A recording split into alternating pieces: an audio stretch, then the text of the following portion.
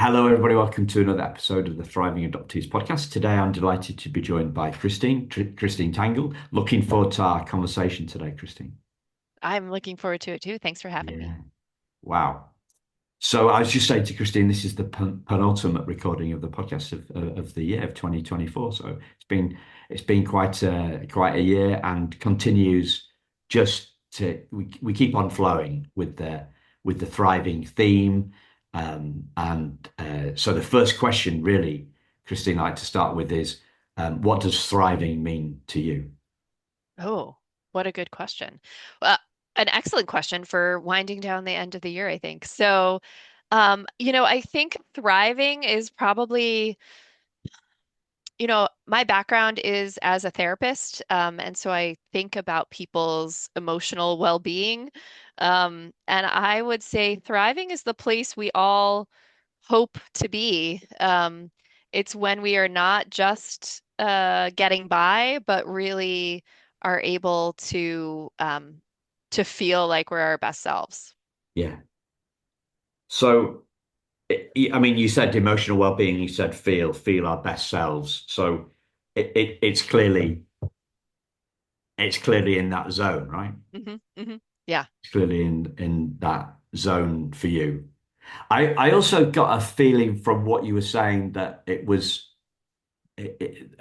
you were talking about on one sense you seem to be talking about a goal, and on another sense you seem to be about talking about the here and now as well. So Y yes, I think I don't think thriving can be a goal necessarily. I think it's probably the way you are as you are looking towards your goals, maybe. Um, but that um, it's really about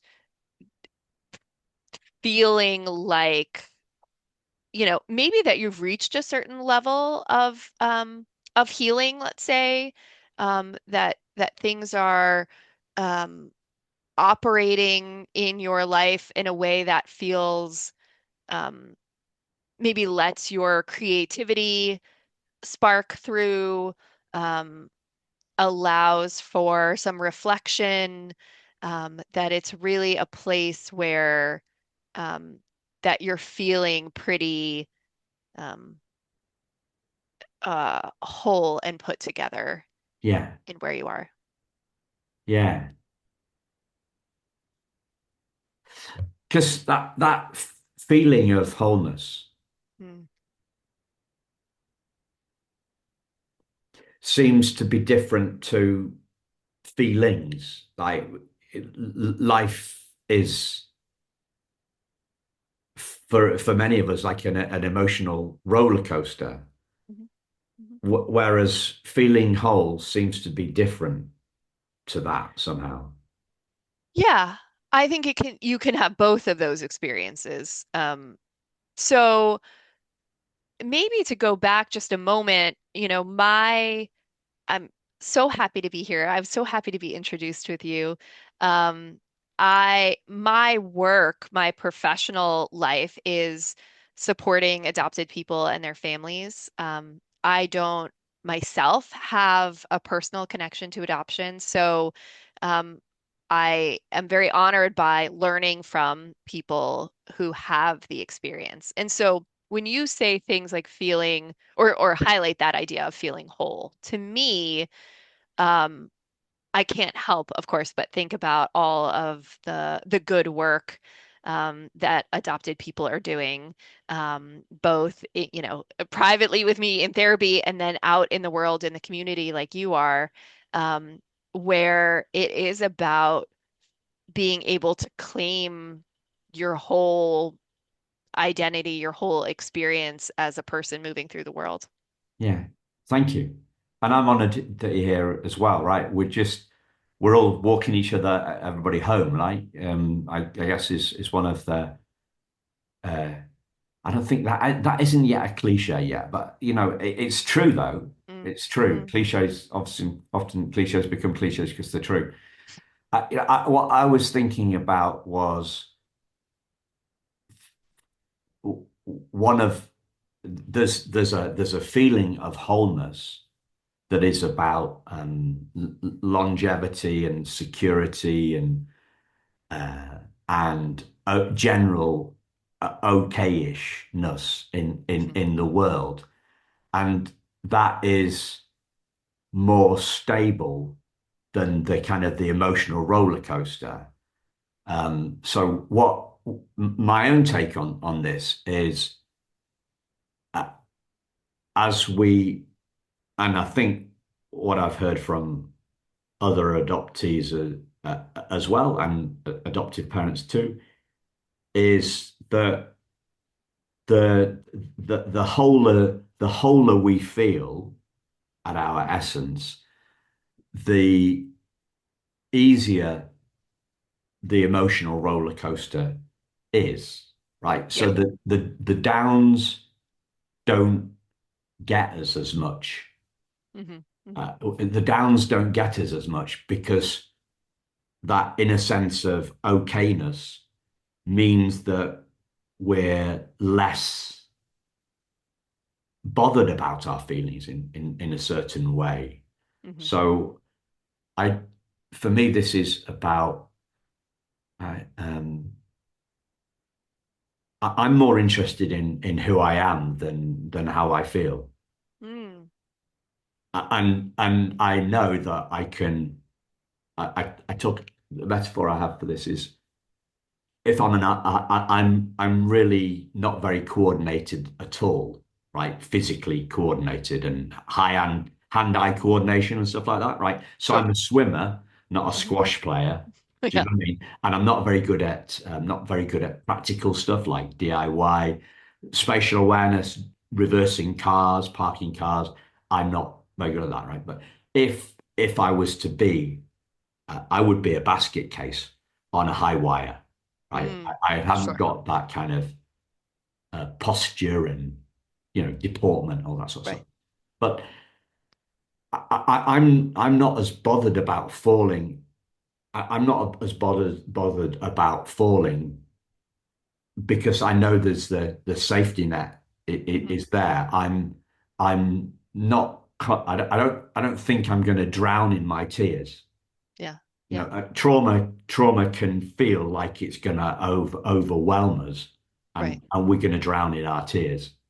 And so we're very attuned. I'm not feeling good. I'm not feeling good. I'm not feeling good. I think as we go along the healing journey, we're less bothered by the ups and downs Mm. of our feelings because we're less identified with our feelings. We're less identified with our trauma. We're less identified by the emotional roller coaster.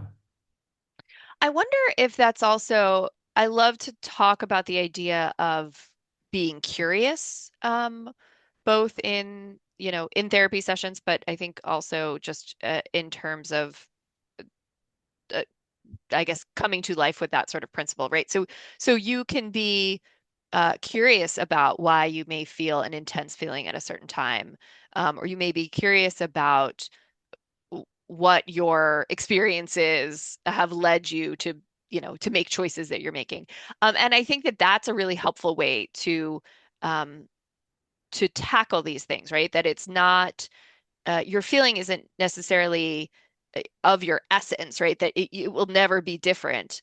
That you can wonder why you're feeling this way now, and you can wonder what impact that experience had on you.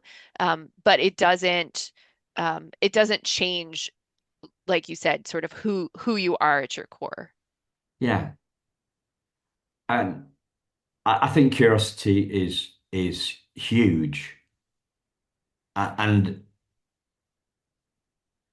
but for me it can be a rabbit hole as well, Hmm. where we're Sure. looking for what caused that, Mm.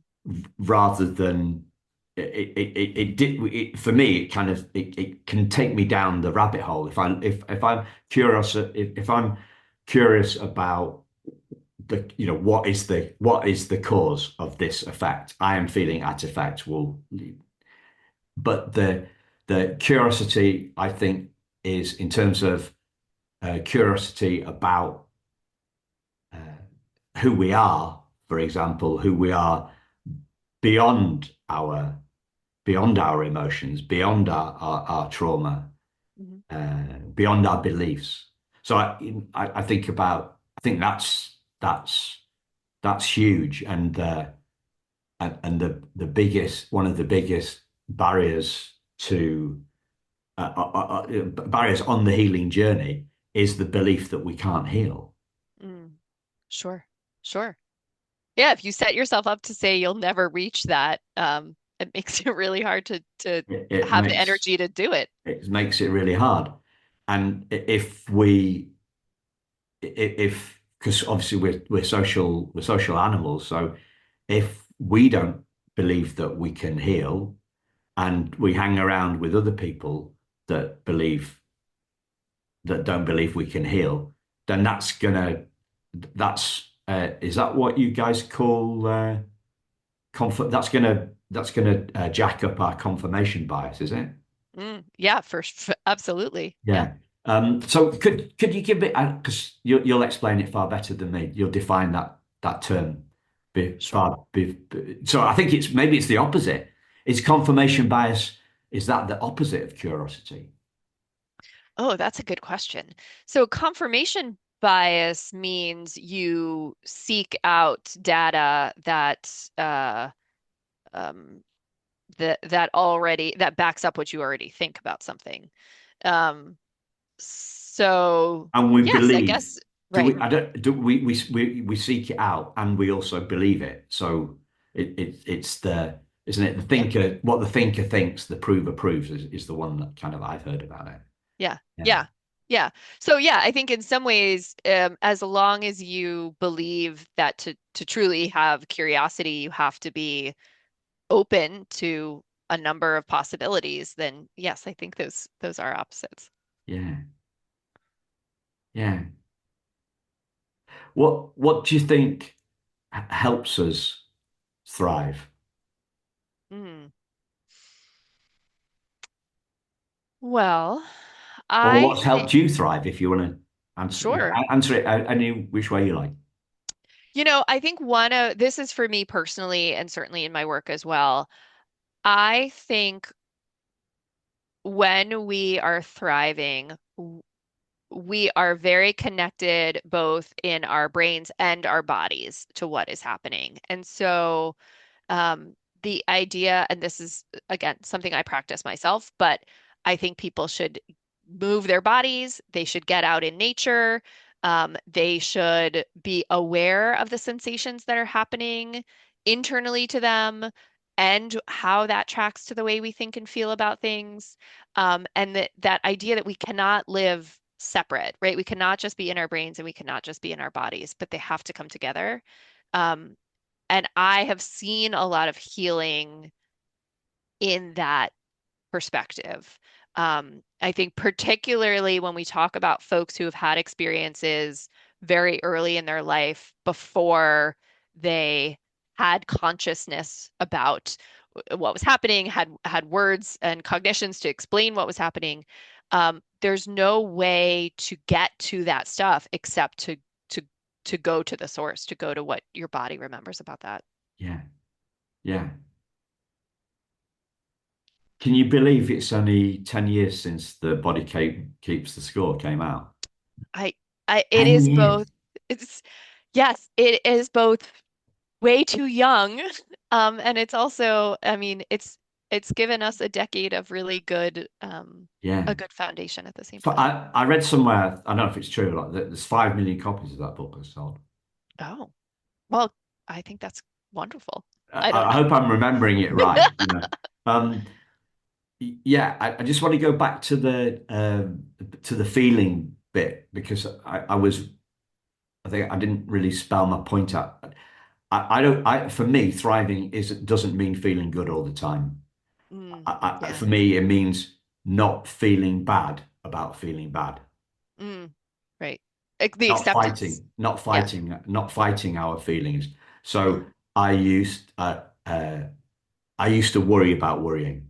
Mm, Yeah. So I've done all this work. Why am I still worrying? Yeah. And I didn't do it with a smile on my face, right? I'm doing this with a smile on my face now. And a coach I had once, maybe must have been got to be 10 years ago. He just called me out on that, or showed me a different perspective on that, asked me a question about that. He encouraged my curiosity, to use your word. And since then, I've been doing less worrying about worrying. Mm, sure. Sure. So just because I don't think it was clear. So for me, thriving doesn't mean feeling great all the time. We're not going to villainize feel. We're not going to villainize our feelings. That's what we resist persists, all that sort of stuff. Um, so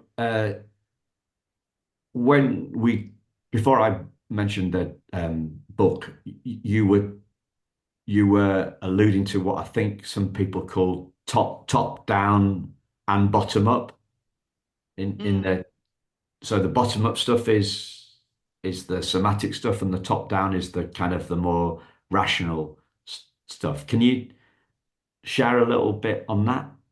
sure. Yeah, I think again, I think it's important to focus on the connection between the two, right? That the way our body physically feels informs how we feel emotionally and what we think. Unfortunately, if our nervous systems are in a place where they're very sensitive, it will trigger us perhaps to think that something's wrong, that we have something to worry about, when in fact everything in our environment is actually status quo.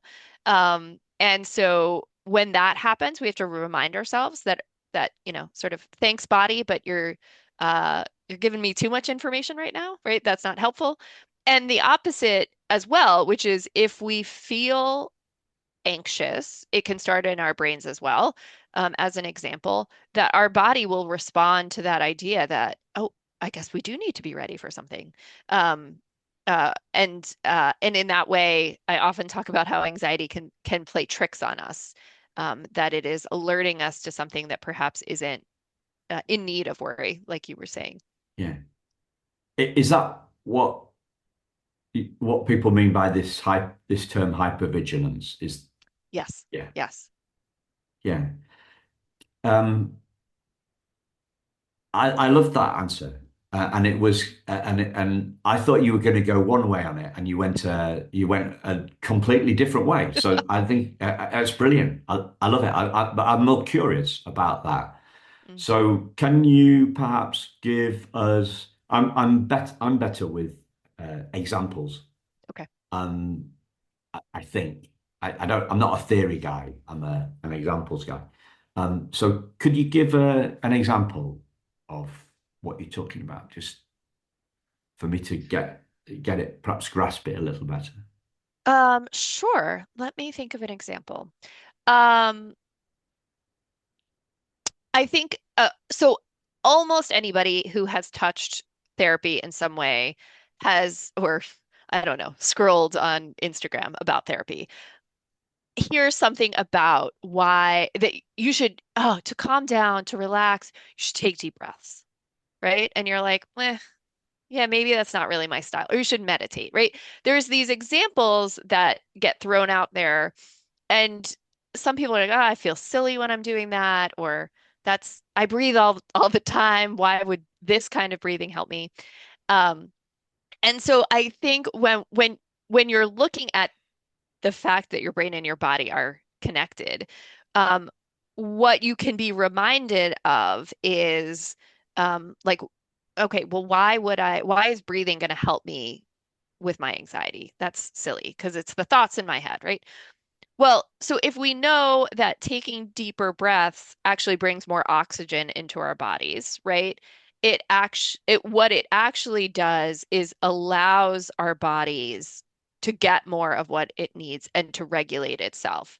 And that message loop that's going from what our nervous system is experiencing into our brains is actually now telling a different story to our brains that, like, actually the house is not on fire.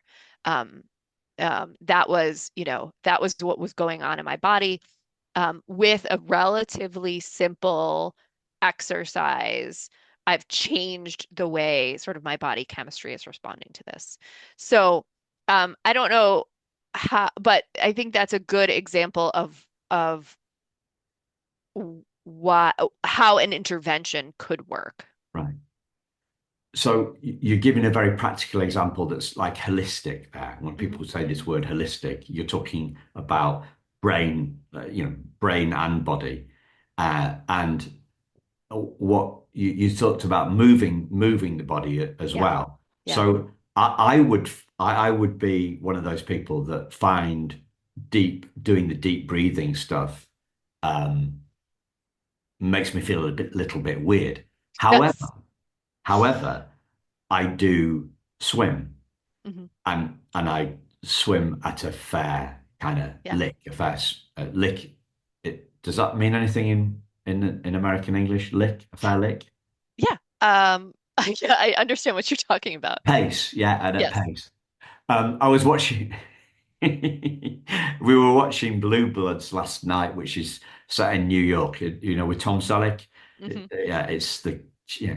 And they had this English guy who was clearly not English. Was an American actor, and he was using all these phrases, but slang, British slang. But he was using too many of them.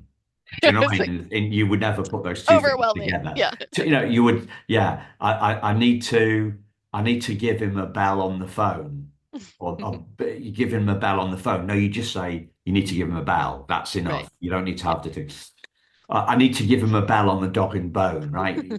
Cockney rhyming slang, dog and bone is phone, right? But you just never do that. You just say, I need to give him a bell. That's it. You would. So yeah, a fair lick. So I'm swimming at a fair lick, and Yeah. that is actually um, causing me to breathe more deeply, especially Yes. when I turn around at the Hmm. end, right? So Yeah. I do a big grab of the side of the pool and a big in breath, and then blow it out and kick off quite explosively. Yeah. So Yeah, so I that think yeah, swimming is a beautiful example. And, Simon, to prove my point, part of what swimming does, if you're doing it properly, as you know, right, is that you you're supposed to breathe at regular paces, right? So there's a rhythm that you have to do if you're a swimmer that really makes sure that you're not like, hyperventilating, right? Breathing too much or breathing too little, that actually bringing the oxygen in and letting it out is coming at this measured pace. And the other thing that swimming, running, walking, any of that bilateral movement does is helps both of your sides of your brain talk to each other, right? Because what your left and your right need to know what each other is doing. And those are all beautiful things to help regulate our brains and our yeah, bodies. I pick up a lot. I was trying to think of a nice word for it. I can't. No. A lot of useless information, like, but sometimes it comes in handy. So, have you heard that the Eskimos call us Westerners the shallow breathers? Have you heard that? No, I have not heard that. Shallow breathers, right? So, I think sometimes you forget to breathe, like, Hmm. Hmm. so the routine of exercise to help us do that. So you were talking about the connection between the brain and the body and more oxygen in. Is it the same with drinking water? Because people tell us that we need to drink more water. Is Yeah, it what a good. dehydration and stuff like that? You know, Getting so good sleep? oh Yeah. man, yes, right? Like if you treat your body well, you just feel better in general. But um I remember, and I'm not going to remember all the details of it. I also like to pick up bits of information, but um in the Cornucopia. Cornucopia. That's what I was. yes. And it's not even the right word, but it sounds. It's I it's a pick up a beautiful word. cornucopia of information. Yeah. Yeah, Sorry, that's just like Christine. I little hate to bits and interrupt put it you. all together. Um, yes, I think all of those things are true. Um, it reminds me, are you familiar with trust-based relational intervention? Yeah, out of Okay. Texas. Yeah. Yes. Yeah. So there's this one, I remember watching this one clip about, so this is like sort of the basics of helping kids regulate.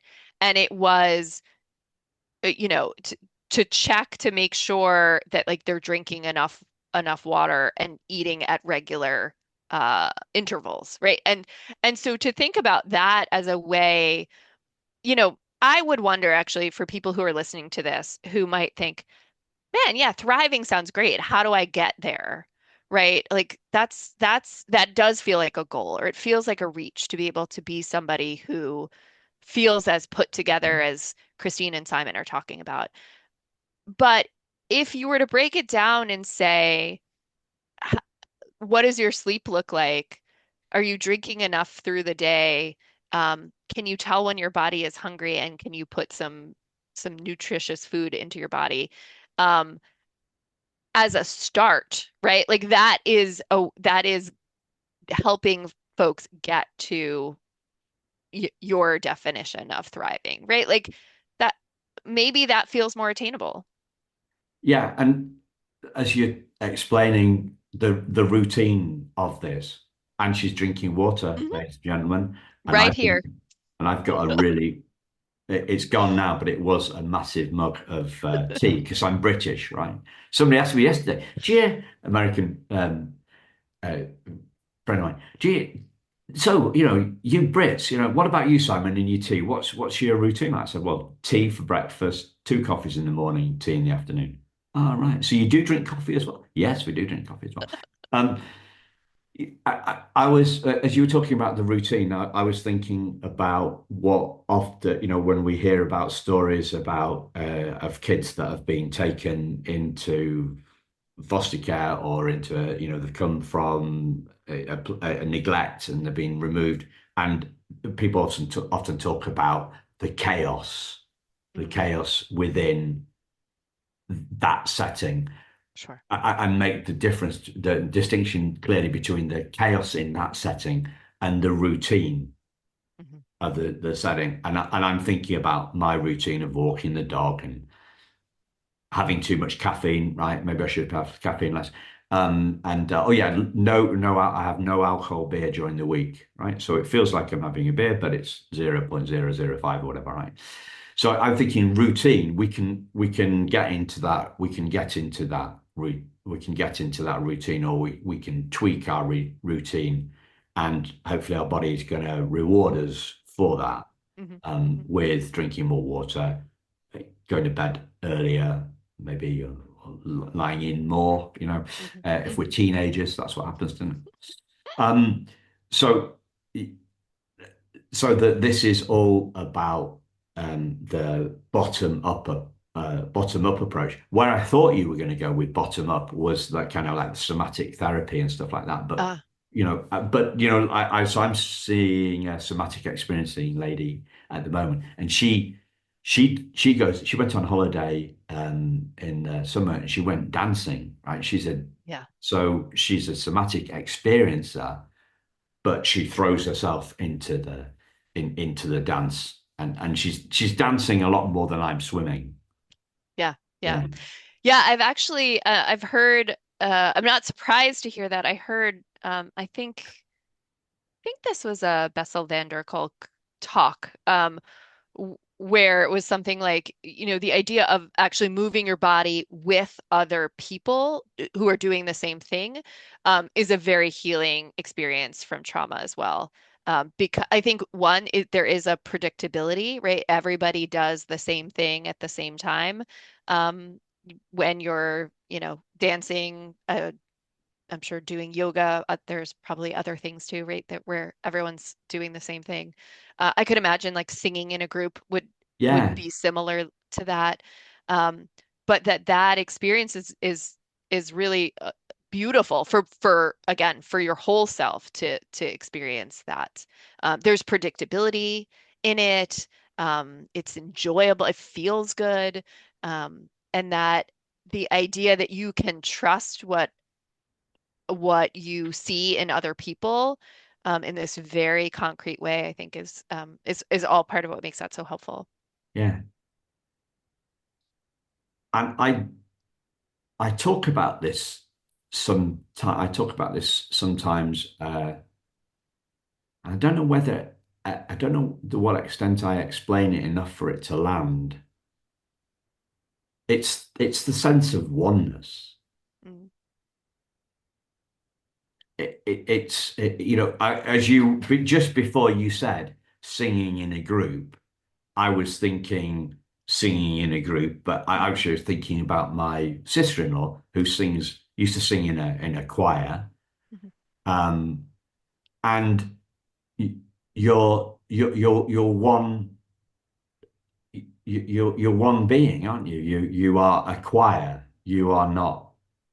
She's called Val, right? So you're Val, and you're one of the choir. But in in that in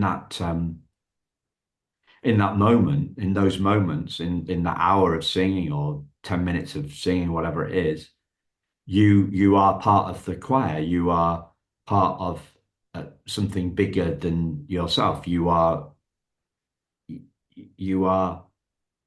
at one as one. mhm. And I'm thinking about Mexican waves. Do you remember that Mexican waves? They came. No. So a Mexican wave.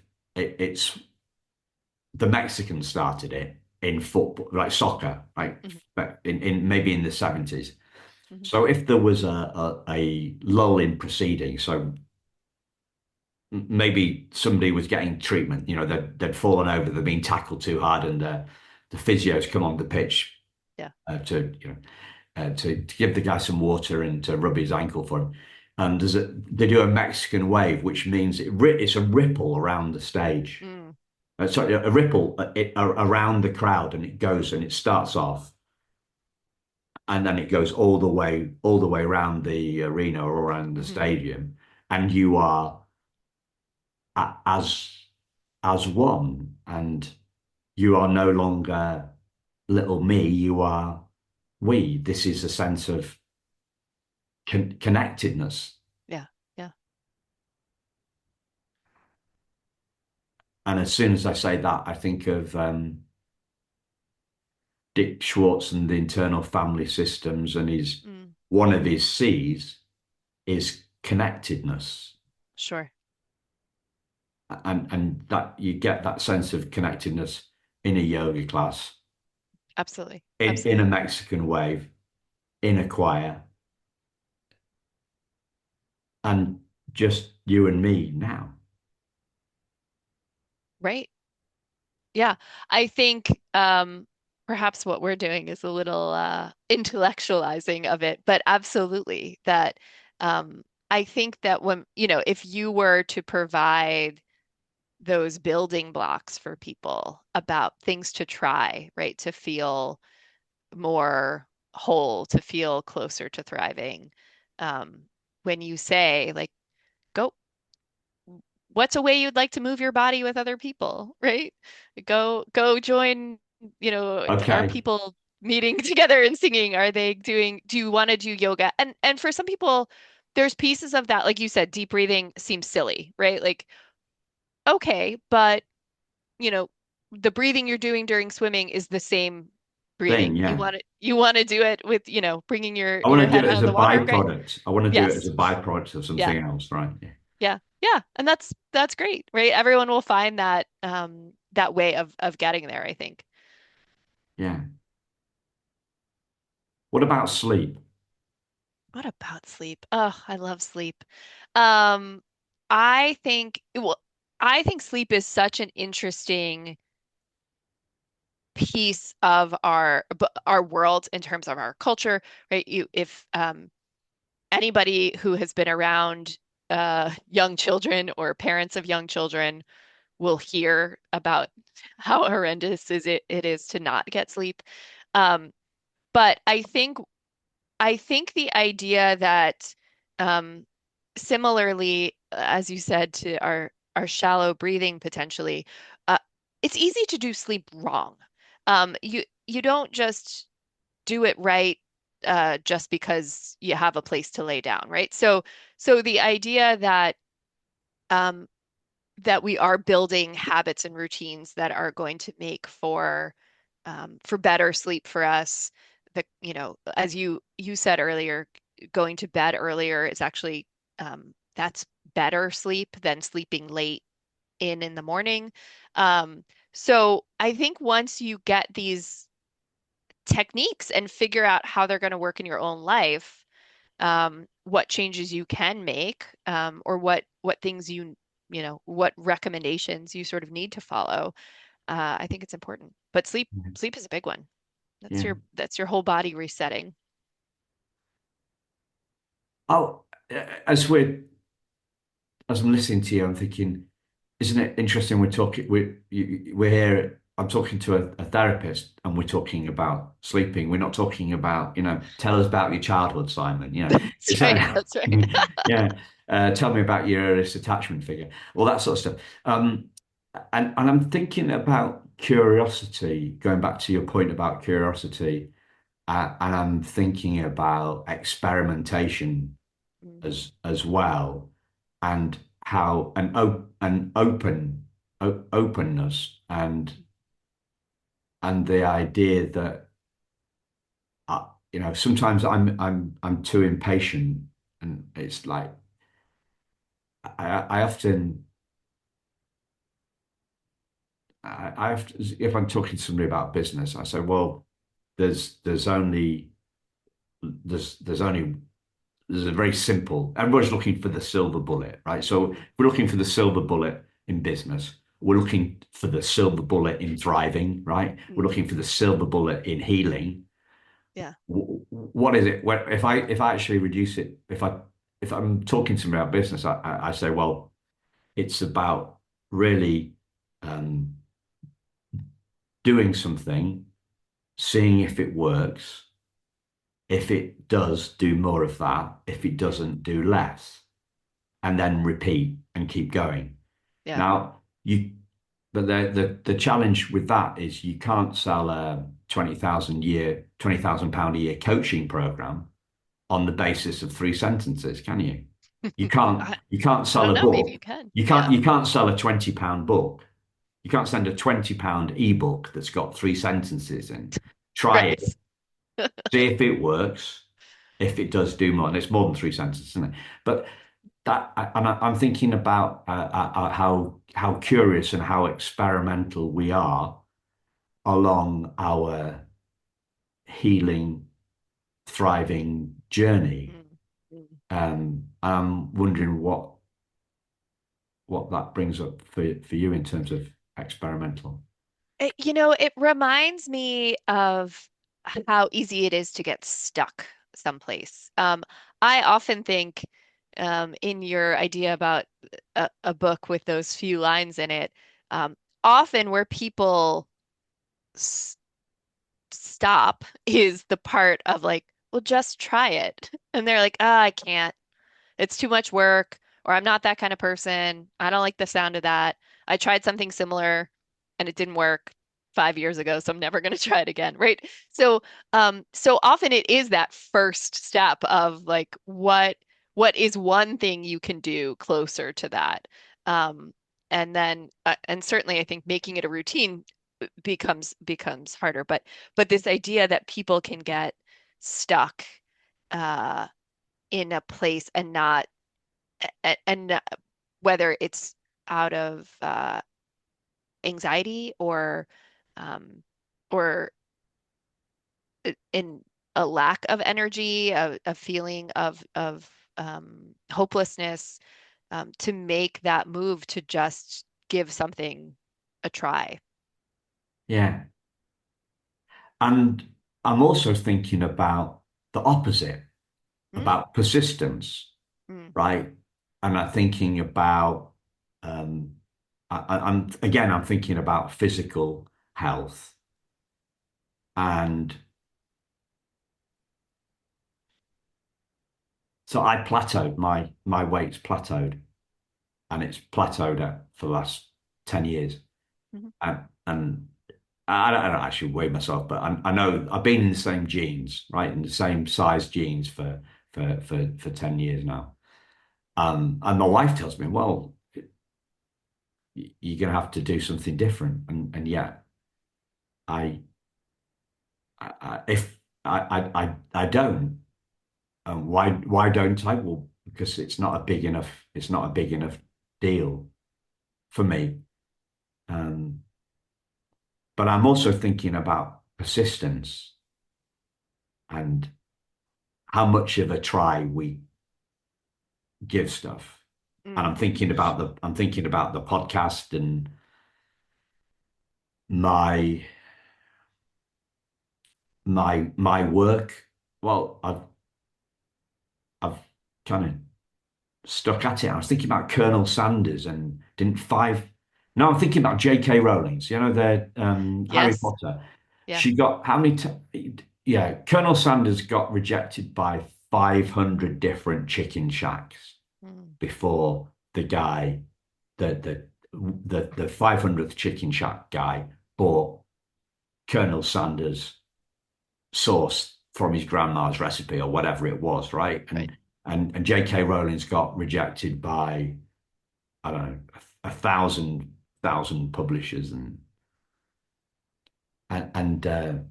persistence and sticking at stuff. Hmm. Hmm.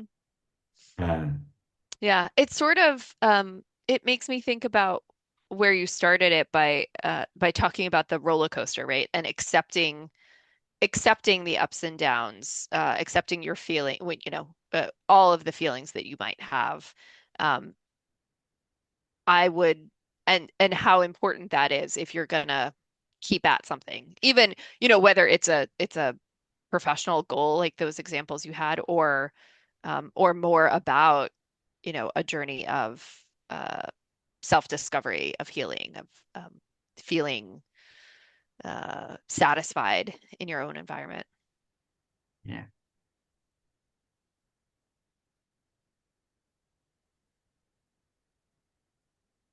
I'm stumped for a question. I'm just feeling the peace. Yeah. Um, I know what I was going to say. Uh, whole, right? You talked about did you say accepting the whole of our feelings? Hmm. You Hmm. know, I think we can look at whole in what does healing mean? You know, healing for me. Well, never mind about me. You're the guest. I should ask you. What does healing mean? What does healing mean to you? Ooh. Um, I like the this definition of healing that I had heard in learning a model of therapy. But the idea was, you know, you take a look at the wall next to you, and right now, your trauma or your challenge is the whole wall. It covers it. And when there is healing, your that experience will become just a little pinpoint on the whole wall. That it will allow for the rest of your experience and your life to take over. And so I think I like that idea of healing, that this thing that once consumed your whole state, um, is now in a place where it's not gone, right? But you can not have it um, be everything about you, that you have all these other beautiful pieces of yourself that shine through. Yeah,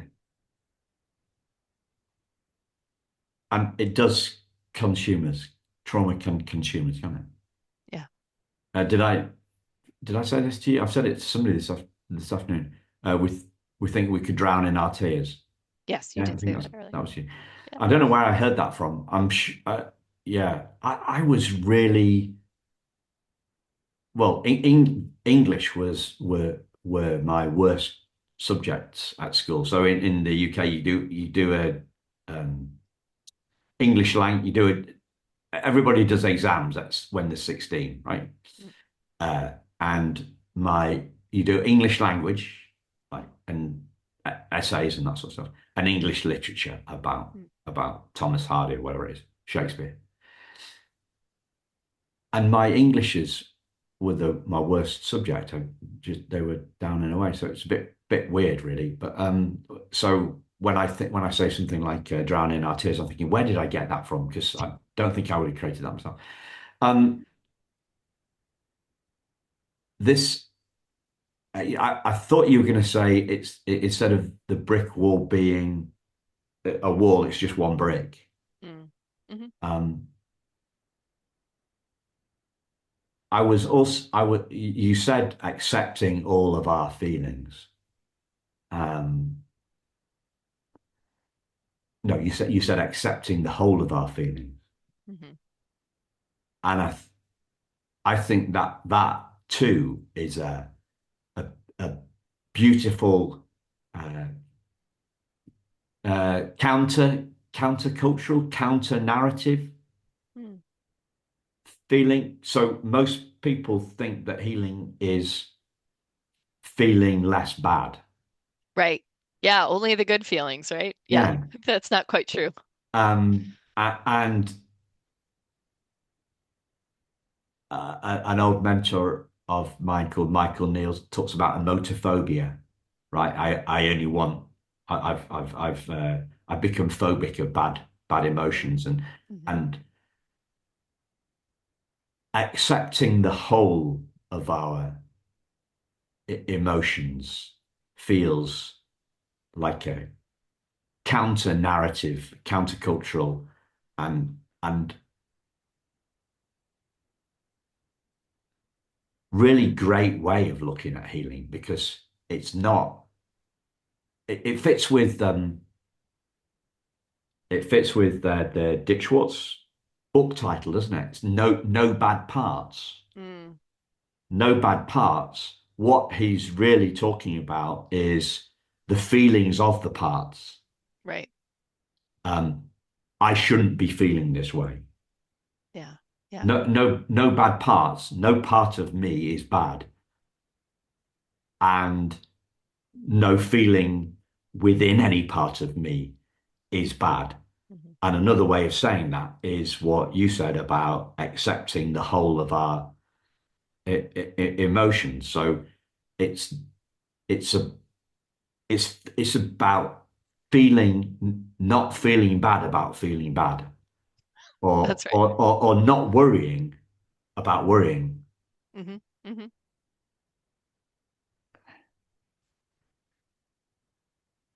Yeah, I've run out of steam. I Whew. went a bit of a rant there. Yeah.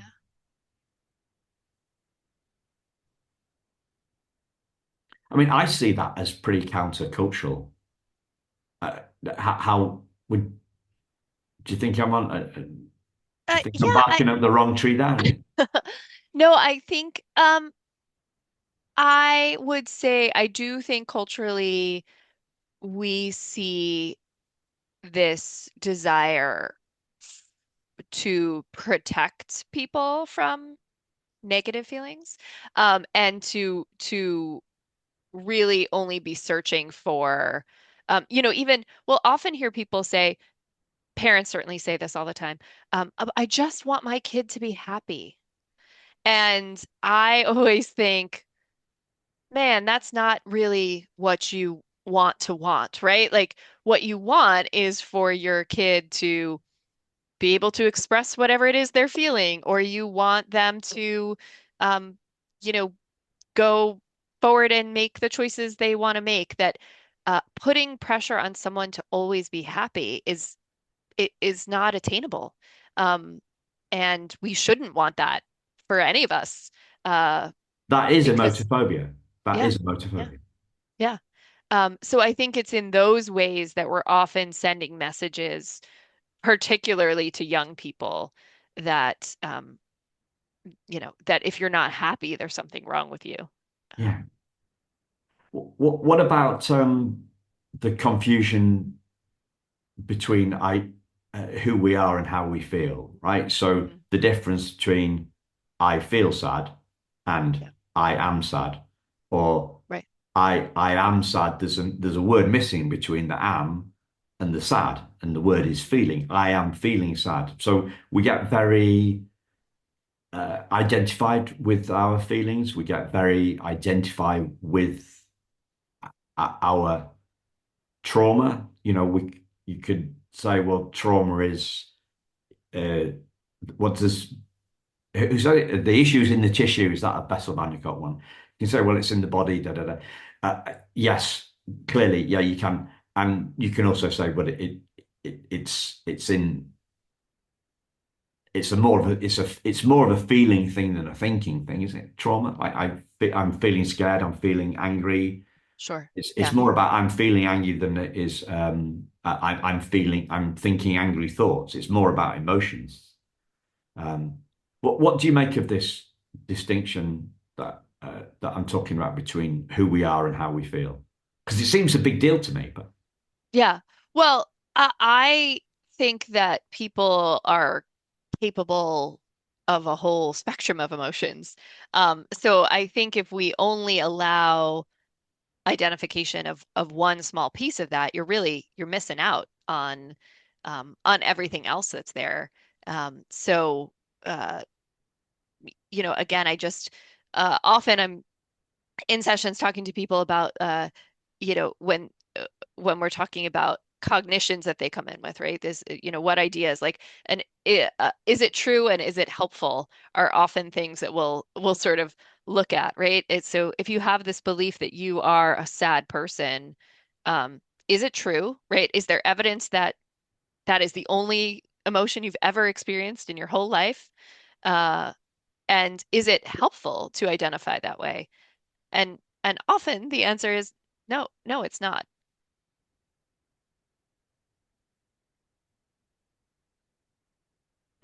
do you go near that identity? Yeah, do you go near that identity piece? What's aware of the? Do you get what's aware of the feeling? Do you? Hmm. Hmm. Sure. Yeah, absolutely. Right. Why, what is it about that person's experience that they may identify that way, right? What's the story they tell themselves about who they are that makes that so? Um, uh, and I think hopefully, right, people can get to the place um, where it's not all or nothing, right? You can't be y- one emotion all the Yeah, time. You can't be one present in one way all the time, right? We there's diversity there. We have uh, for better or and worse, right? We show up in different ways. yeah. I came up with something yesterday that I'd forgotten, that I came up with like years ago. And the person that I was talking to didn't take the bait now, didn't go with it. Uh, I've got a feeling that you might, or you'll just tell it like you're off your rocker. Um, so the idea is that a fixed event cannot be the cause of a variable experience. Hmm. Say more about that. Okay. I can see you ask questions for a living. But don't many people come to therapy thinking that you're going to give them the answers? Yes. Yes. That's, I think, one of the disappointments most all people have is that you don't get The advice. answer. Okay. Yeah, So you talked about somebody says that they're a sad person, hmm, and your question was something like, have you experienced other emotions? I think sure. was kind of the question, right? So, what I'm talking about here, well, back to the roller coaster. Hmm. Okay, so back to the roller coaster. Um, my feelings have been up and down. I, I'm going to summarize that in one adjective, and that adjective is variable. Hmm. Hmm. So my feelings have been up and down. My feelings have varied. My experience of life has been variable. Hmm.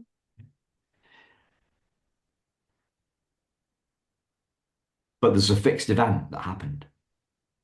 So coming up 58 years ago, I was adopted. Fixed event, variable experience. Hmm. A fixed event, how can a fixed event cause a variable experience?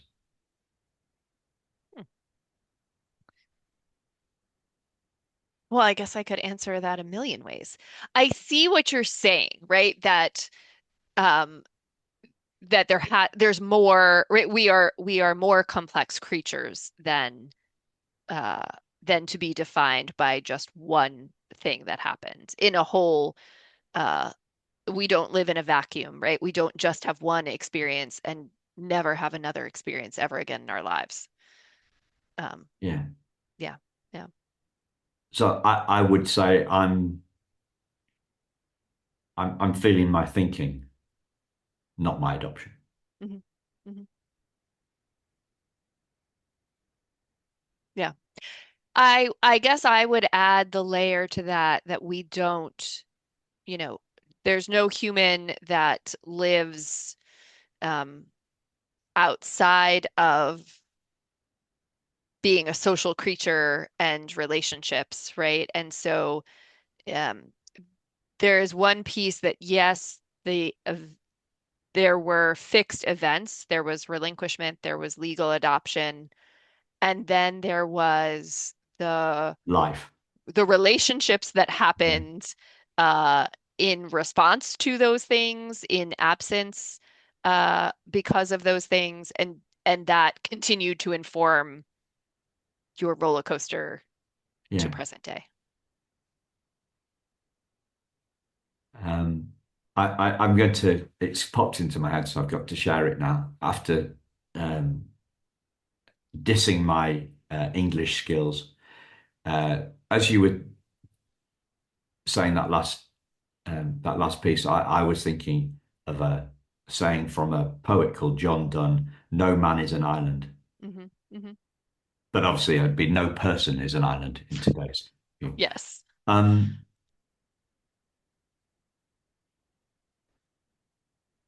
here's one last question for you, because I'm conscious I'm taking a lot of your time up here. Yeah. Um, to what extent do you think that the the way we are raised as adoptees it informs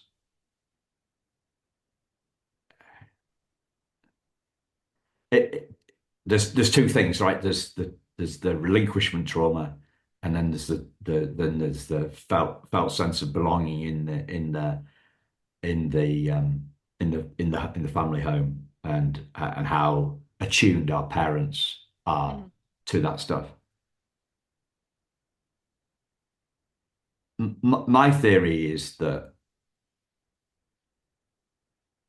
that is actually the bigger part of the thing. The the raising is Hmm. a bigger deal than the relinquishment. It's a bigger factor in the whole Well, I am going to development. sidestep that and let people have their own opinions about that. Ah, But okay. I but like the way I you did that.